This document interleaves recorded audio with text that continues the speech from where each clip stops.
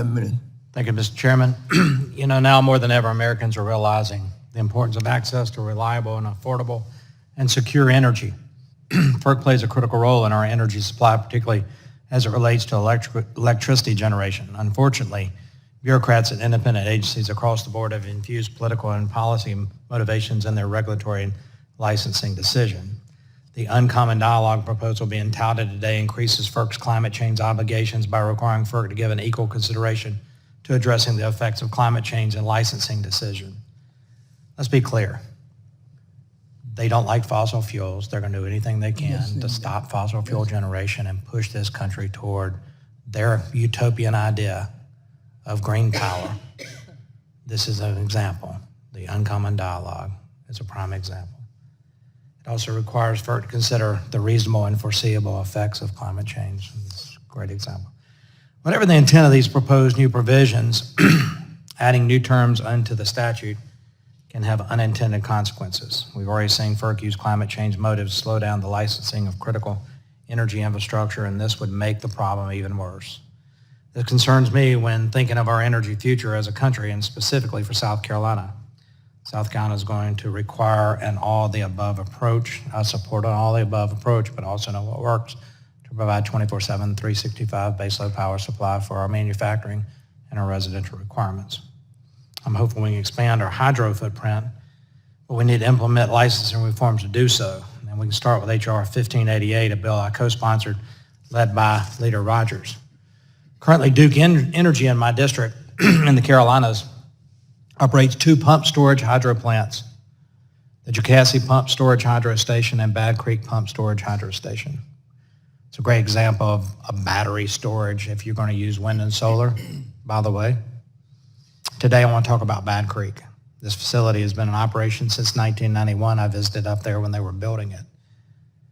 Generates $10.5 million in tax revenue for Oconee County every year. Currently, Duke is in the process of adding an additional 280 megawatts of capacity to the facility, which will bring the total output of the facility to 1,640 megawatts. That's equivalent to 2 large nuclear reactors.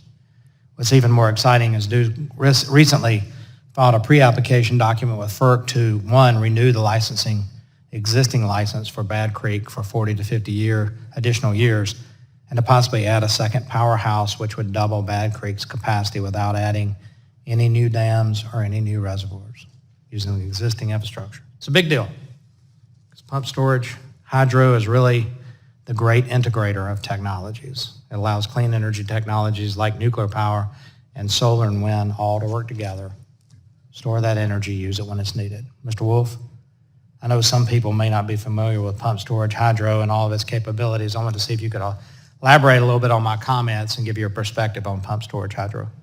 Sure. Thank you very much. You made a number of really important points. Like you, I also support 1588, that license reform package. In fact, the joint legislative package includes most of those provisions. It really builds on that framework, and I think this is a good bipartisan progress. You talked a little bit about the climate change provision in this. Industry supports that provision for 2 reasons. First of all, water is our fuel source. So we need, looking at that water resource is critically important.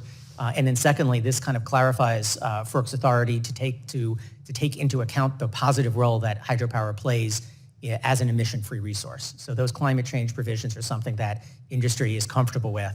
And I love your question about pump storage. It is critically important as we do go to a more variable grid. You need to have the flexibility that pump storage can provide. A lot of those pump storage facilities, I'm not sure about Bad Creek, but a lot of them were built to balance out nuclear power, where the nuclear power at night needed someplace to generate. Now we're using the pump storage to balance out the excess solar that peak demands, yeah. So I would love to take a tour of Bad Creek with you one of these days. I actually just coming back from a pump storage facility earlier in the week. They are fascinating, beautiful facilities. You would never know it's there, but they're keeping the lights on around the country.